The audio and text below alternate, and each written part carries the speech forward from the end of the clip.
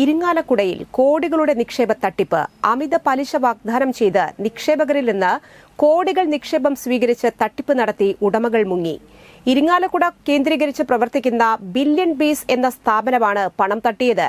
ഇരിങ്ങാലക്കുടയിലെ billion ബീസ് എന്ന സ്ഥാപനത്തിനെതിരെ നിരവധി പരാതികളാണ് ഇതിനോടകം ലഭിച്ചത്.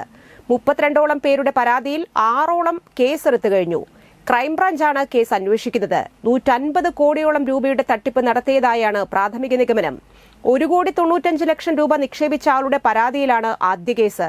സ്ഥാപന ഉടമകളായ നടവരമ്പ് സ്വദേശി ബിബിൻ, ഭാര്യ ജെയ്ത, ബിബിന്റെ സഹോദരൻ സുബിൻ എന്നിവർക്കെതിരെയാണ് കേസ്.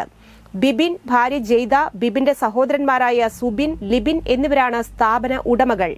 10 ലക്ഷം രൂപ നിക്ഷേപിച്ചാൽ പ്രതിമാസം 30,000 രൂപ ലാഭവിഹിതം തരാമെന്നും ട്രേഡിംഗിൽ പണം നിക്ഷേപിച്ചാൽ കൂടുതൽ ലാഭവിഹിതം നൽകാമെന്നും പറഞ്ഞായിരുന്നു തട്ടിപ്പ്. ട്രേഡിംഗിലൂടെ ആദ്യകാലങ്ങളിൽ വലിയ തുകകൾ ലഭിച്ചിരുന്നതായും അത് നിക്ഷേപകർക്ക് നൽകുകയും ചെയ്തതോടെ വിശ്വാസമർപ്പിച്ച് കൂടുതൽ പേർ നിക്ഷേപിച്ചു.